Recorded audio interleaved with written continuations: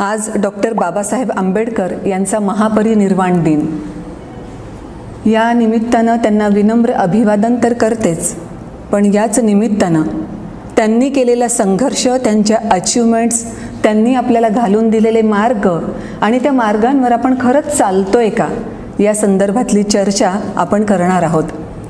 आपल्या सगळ्यांना माहीत असेलच की महाराष्ट्र शासनाचं 27 ऑक्टोबर 2017चं एक परिपत्रक आहे, ज्या परिपत्रकानुसार महाराष्ट्र शासनानं म्हटलंय की 7 नोव्हेंबर हा दिवस विद्यार्थी दिवस म्हणून सगळ्या शाळा आणि कॉलेज यांच्यामध्ये साजरा केला जावा. 7 नोव्हेंबर कशासाठी? एक्झॅक्टली 7 नोव्हेंबर 1900 याच दिवशी या लहानग्या भीमरावांचा शाळेमध्ये प्रवेश झाला होता.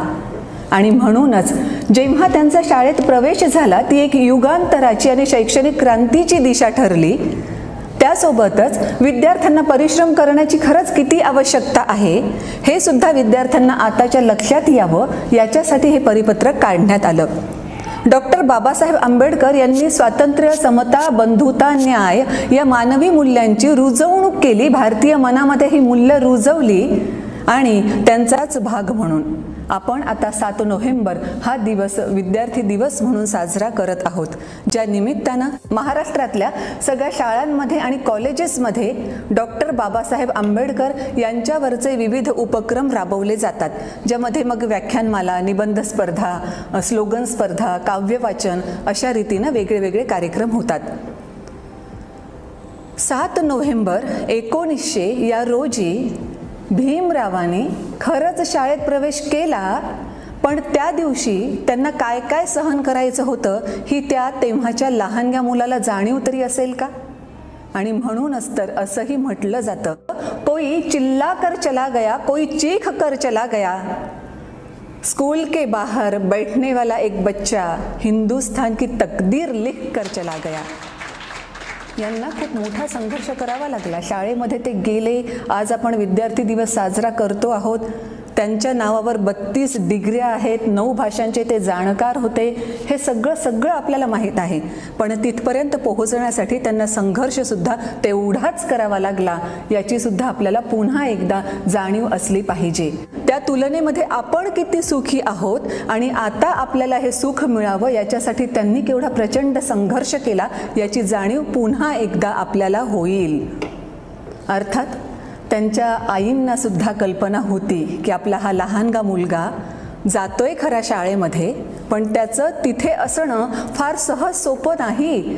म्हणूनच शाळेत पाठवताना त्यांच्या आईंनी त्याला ऑलरेडी कल्पना दिलेली होती की बघ, तू शाळेत जाशील, तिथली परिस्थिती तुझ्या अनुकूल अजिबात असणार नाही, पण तरी सुद्धा तू तिथे घाबरू नकोस, कोणत्याही पद्धतीने मागे हटू नकोस, विद्रोह करून शाळा सोडून देऊ नकोस, कारण तुला शिकायलाच हवं आहे.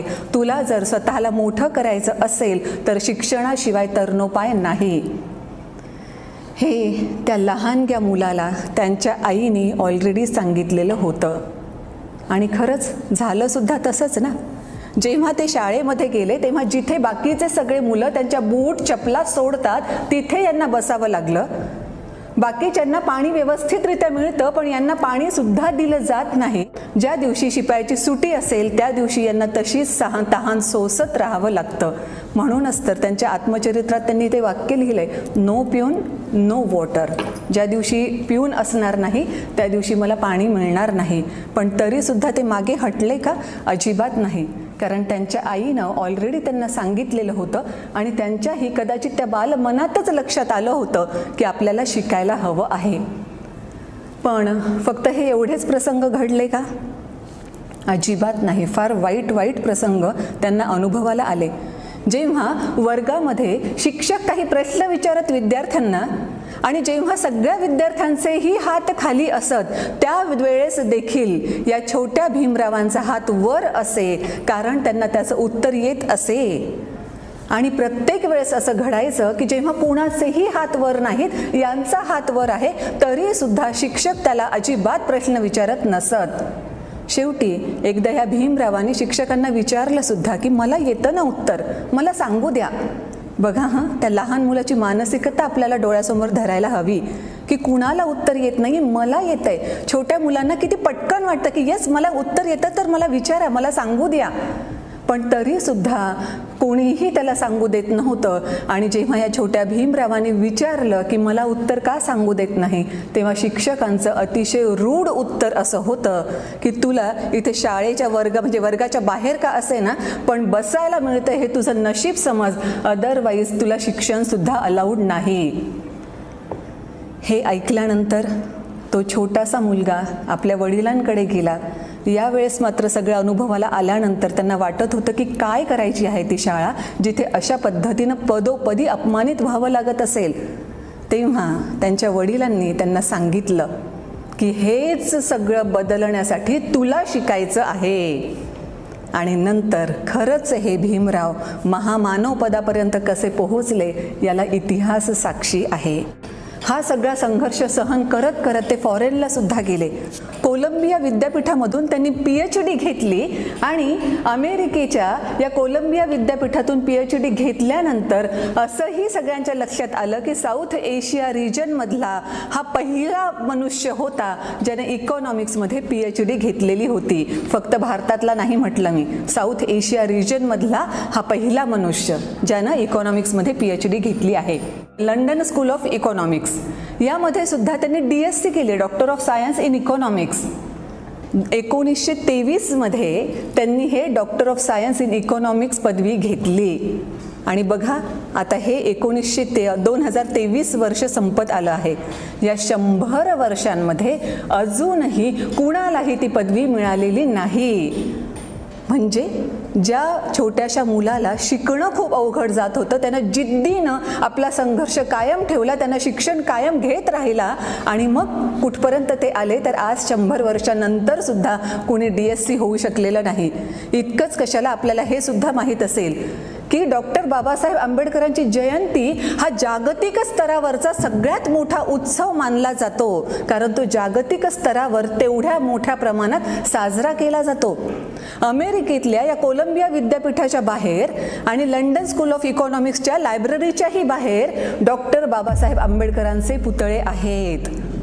आणि असं म्हणतात की जगातला नंबर 1 स्कॉलर म्हणून आजही डॉक्टर बाबासाहेब आंबेडकर यांचीच गणना केली जाते. शिक्षणामुळे काय होतं? शिक्षणामुळे हे सगळं होतं. आणि जेव्हा त्यांना संस्कृत भाषा शिकायची होती तेव्हा सुद्धा त्यांना संस्कृत भाषा शिकण्यासाठी प्रतिबद्ध करण्यात आलं. तुला संस्कृत शिकता येणार नाही म्हणून सांगण्यात आलं, पण यांनी कुठेच हार मानली नाही. त्यांनी संस्कृत भाषा सुद्धा इतक्या चांगल्या पद्धतीने आत्मसात केली की असं म्हणतात जेव्हा ते मसुदा समितीचे अध्यक्ष होते आणि लाल बहादूर शास्त्री यांच्या समवेत त्यांची चर्चा चालू होती तेव्हा पाहणाऱ्यांच्या लक्षात असं आलं की ह्या दोघांचाही संवाद संस्कृतमधून चालू होता.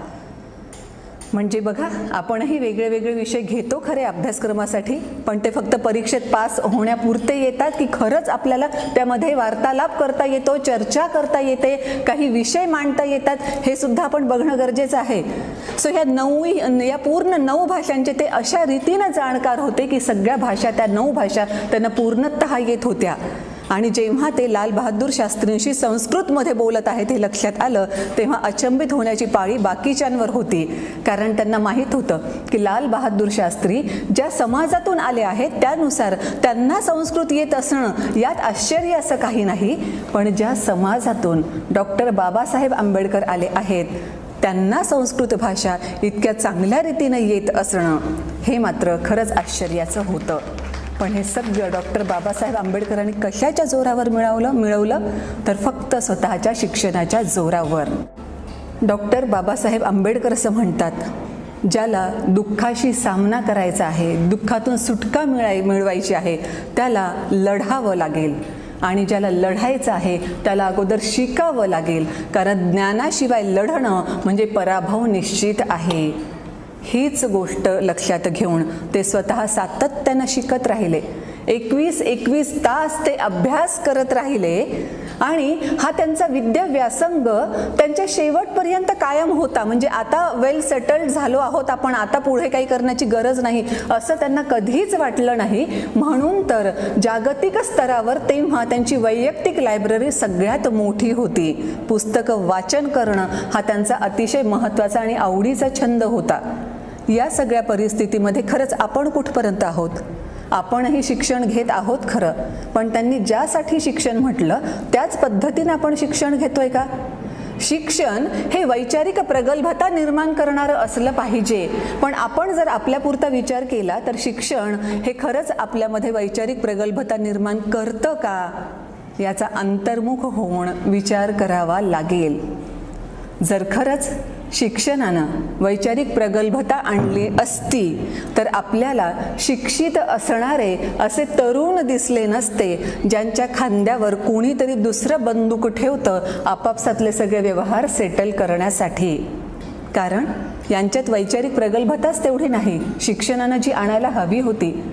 म्हणून आपण डॉक्टर बाबासाहेब आंबेडकरांचा वारसा चालवत शिक्षण फक्त काहीतरी मार्कांचा कागद आपल्या हातामध्ये यावा किंवा पदवीचा काहीतरी कागद आपल्या हातामध्ये यावा किंवा कुठली तरी एखादी नोकरी लागावी याच्यासाठी विचार न करता शिक्षण खरंच आपल्या स्वतःमध्ये आमूलाग्र बदल घडवून आणणारं असावं, ज्याचा वापर आपण आपल्या समाजासाठी सुद्धा करू शकलो पाहिजे, हे लक्षात घेणं जास्त गरजेचं आहे.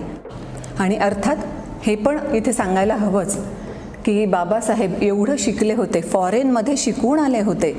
4 वर्ष जेव्हा ते अमेरिका आणि इंग्लंडमध्ये होते तेव्हा त्यांना स्वतःची जात कदाचित तिथे जाणवलीही नाही, कारण अशा पद्धतीची भेदाची वागणूक त्यांना तिथे कधीच स्वतःच्या अनुभवाला आली नाही.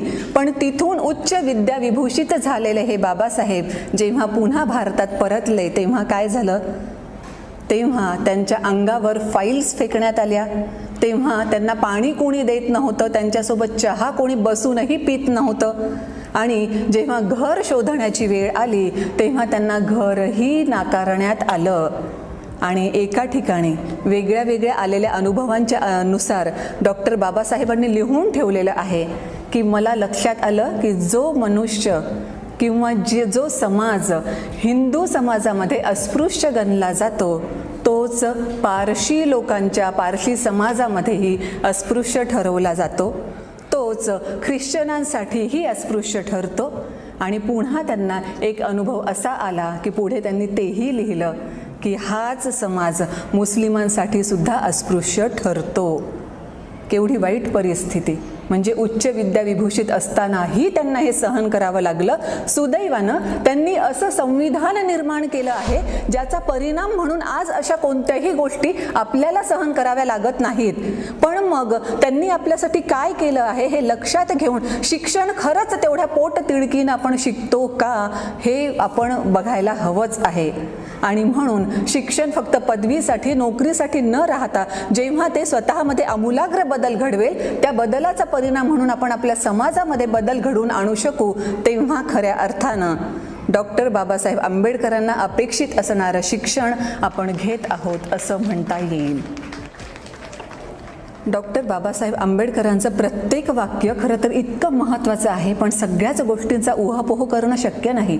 पण विषय शिक्षणाचा आहे म्हणून अवश्य एक वाक्य सांगू इच्छिते की ते असं म्हणतात की तुमच्या पायात एक वेळ चप्पल नसली तर चालेल, पण हातात पुस्तक असलं पाहिजे. आणि आता आपण आपल्याकडे बघूया, खरंच आपल्या हातामध्ये पुस्तक असतं का? त्यांनी 21 तास वाचन केलं. सगळ्यात मोठी लायब्ररी त्यांची होती. विद्या व्यासंग त्यांनी शेवटपर्यंत जोपासला.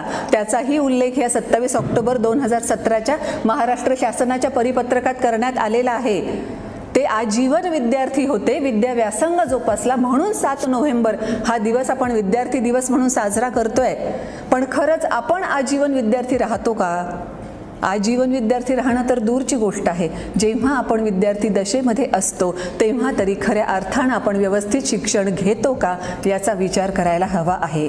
आणि म्हणून यानंतर तरी किमान आपण स्वतःसाठी शिक्षण, वैचारिक प्रगल्भतेसाठी शिक्षण, त्यातून समाजासाठी उपयोग होईल यासाठी शिक्षण, याच पद्धतीनं ते घेतलं पाहिजे. आणखी एक मला मुद्दा या निमित्तानं सांगावासा वाटतो. खरं तर भारतात परत आल्यानंतर पुन्हा त्यांना ज्या पद्धतीच्या संघर्षाला सामोरं जावं लागलं त्याचा विचार करता अगदी सुरुवातीलाच ते परदेशामध्ये निघून जाऊ शकले असते. म्हणजे त्यांचं कॅलिबर एवढं जबरदस्त होतं की फॉरेनमध्ये त्यांना कुठेही खूप चांगल्या पद्धतीची नोकरी मिळाली असती, ज्या आधारावर त्यांनी स्वतःचं आयुष्य, परिवाराचं आयुष्य खूप चांगल्या पद्धतीनं ते जगू शकले असते. पण त्यांनी ते केलं का? अजिबात नाही. का? कारण ते आपल्या समाजासाठी परत आले. फक्त मी एकटं शिकून मी प्रगत होऊन उपयोग नाही, तर माझा समाज मला प्रगत करायचा आहे, हा त्यांचा विचार होता. म्हणून तर ते एका ठिकाणी जे म्हणतात की तलवारीपेक्षा सुद्धा लेखणी जास्त श्रेष्ठ आहे आणि लेखणीची धार ही कायम टिकणारी आहे. म्हणूनच तर आपल्या लेखणीतून त्यांनी अशा पद्धतीचे काही वर्तमानपत्र चालवले, असं काही पुस्तकं त्यांनी लिहिले आणि त्यासोबतच असं संविधान ते आपल्यासाठी तयार करून गेले की जे नेहमीसाठी टिकणारं आहे. पण या परिस्थितीमध्ये आपण खरंच पुस्तकांचं तेवढं वाचन करतो का? We rise by lifting others म्हटलं जातं. इतरांनाही लिफ्ट करण्यासाठी ते परत आले. पण खरंच आपण आपल्या जवळपासच्या लोकांना तरी, पूर्ण समाजाला लिफ्ट करणं तर दूरची गोष्ट आहे, पण आपल्या आजूबाजूचे जे दिसतात आपल्याला, जे संकटात आहेत हे जाणवतं आपल्याला, त्यांना तरी लिफ्ट करण्यासाठी आपण मदत करतो का? लिफ्ट करणं तर दूरची गोष्ट राहिली, उलट बरेच जण त्यांना अजून कसं अडकवता येईल, त्यांच्यासमोर अडथळ्यांची शर्यत अजून जास्त प्रमाणात कशी लावता येईल याच्यासाठी दुर्दैवानं प्रयत्न करत असतात. म्हणून आज महापरिनिर्वाण दिनाचं निमित्त साधून आपण अंतर्मुख होऊन हा विचार केला पाहिजे. त्यांनी जेवढा संघर्ष केलाय तेवढा संघर्ष करण्याची आपल्याला गरज नाही, पण आहे त्या परिस्थितीमध्ये सगळे त्यांनी पूर्णपणे मार्ग आखून दिल्यानंतर सुद्धा आपण त्या मार्गांवर चालतोय का हे तर बघितलं पाहिजे. ज्या डॉक्टर बाबासाहेब आंबेडकरांना संविधानाचं शिल्पकार म्हटलं जातं, भारतीय राज्यघटनेचं शिल्पकार म्हटलं जातं, आणि त्यांनी लोकशाही व्यवस्था या आपल्या देशामध्ये व्हावी या संदर्भानेही लिहून ठेवलेलं आहे. आणि मग पुन्हा आपल्या सगळ्यांना मला विचारावंसं वाटतं, म्हणजे अर्थातच जे उपस्थित आहेत त्यांच्या पुरतंच हा मुद्दा सीमित नाही, तर आपण सगळेच जण या अर्थानं मी म्हणते आहे की आपली लोकशाही टिकवण्यासाठी आपण खरंच प्रयत्न करतो का? बघा हां, म्हणजे मी एक ऑफिसरही आहे, निवडणुकीच्या प्रोसेसमध्ये खूप ॲक्टिवली काम करणारं आमचं पद असतं. अशा सगळ्या परिस्थितीमध्ये जेव्हा आम्ही निवडणुका घेतो, मतदान पुनरीक्षणाचा कार्यक्रम वर्षानुवर्ष चालत असतो, तेव्हा त्या मतदार यादीमध्ये माझं नाव यावं याच्यासाठी तरी आपण प्रयत्न करतो का? सगळ्या सोयी सुविधा पूर्णपणे उपलब्ध करून दिलेल्या असताना, ऑनलाईन सगळी प्रोसेस असताना, घरोघरी तुमच्या लोक येत असताना, इतकं कशाला जेव्हा निवडणुका येतात तेव्हा फ्री अँड फेअर वातावरणामध्ये इलेक्शन होण्यासाठी संपूर्ण इलेक्शनची यंत्रणा जी आहे ती अतिशय मेहनत करत असते. पण साधं मतदान करण्याची तरी जबाबदारी आपण पेलतो का? मतदान करणं हा आपला अधिकार आहे आणि कर्तव्य सुद्धा आहे. संविधानामध्ये जसं हक्क आणि संरक्षणाबद्दल तरतुदी आहेत ना, तशाच कर्तव्य आणि जबाबदारी यांच्यासुद्धा जागृती त्यांनी केलेली आहे किंवा आपल्याला जाणीव करून दिलेली आहे. मग आपण मतदानाच्या संदर्भानं खरंच जागरूक आहोत का? अजूनही मतदानाची टक्केवारी 60-65च्या पुढे जात नाही. बाकीच्या लोकांना अजूनही मतदानामध्ये स्वारस्य वाटत नाही का? मग या लोकांच्या आधारावर आपण आपली लोकशाही कशी टिकवून ठेवणार आहोत? पुन्हा डॉक्टर बाबासाहेब आंबेडकरांनी मसुदा समितीचे अध्यक्ष या नात्यानं जे भाषण केलं होतं समारोपाचं, तेव्हा पण त्यांनी जी भीती व्यक्त केली होती की आपला देश अशा पद्धतीचा आहे की जिथे कदाचित पंथवाद पुढे जाऊ शकेल, जिथे कदाचित व्यक्तिपूजा व्हायला सुरुवात होईल आणि हा आपल्या लोकशाहीला खूप मोठा धोका असेल. अंतर्मुख होऊन आपण विचार करायला हवा की आपण प्राधान्य कशाला देतो? व्यक्तिपूजेला देतो, पंथवादाला देतो, का खरोखर आपली सर्वोच्च प्रायोरिटी आपल्या देशाचं हित आहे? याचा विचार आपण स्वतः करणं गरजेचं आहे. म्हणूनच तर वारंवार मी त्याचाच उल्लेख करत आहे की डॉक्टर बाबासाहेब आंबेडकरांनी स्वतः खूप संघर्ष केला, खूप चांगल्या पद्धतीचा मार्ग आपल्याला आखून दिला. स्वातंत्र्य, समता, बंधुता, न्याय ही जी तत्व सरनाम्यामध्ये सुद्धा सांगितलेली आहेत, ठिकठिकाणी आपल्याला संविधानामध्ये सुद्धा दिसत आहेत, ह्या सगळ्या तत्वांचं पालन आपण स्वतः करतो का? व्यक्तीची प्रतिष्ठा, राष्ट्राची एकता आणि एकात्मता राखली गेली पाहिजे असं सरनाम्यात म्हटलेलं आहे. त्यासाठी आपण स्वतः काय प्रयत्न करतो? म्हणजे जर लोकशाही टिकवण्यासाठी मतदान करण्याची साधी एक जबाबदारी आपण व्यवस्थितरित्या पार पाडत नसू तर या सगळ्या गोष्टी खरंच आपण किती मनोभावे करतो याचा विचार आपण स्वतःच करायला हवा आहे.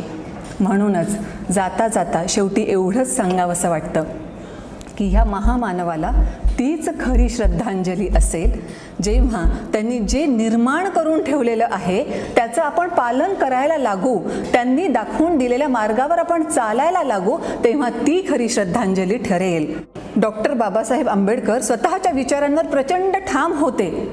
या ठामपणाचा वेळोवेळी प्रत्यय आला. महत्त्वाचे मुद्दे जर सांगायचे झाले तर हिंदू कोड बिल आणि धर्मांतर प्लस त्यांनी कामगारांच्या संदर्भामध्ये जे काही मुद्दे मांडले होते त्याही सगळ्या संदर्भानं त्यांची विचारांवरची किती निष्ठा होती हे आपल्या लक्षात येतं.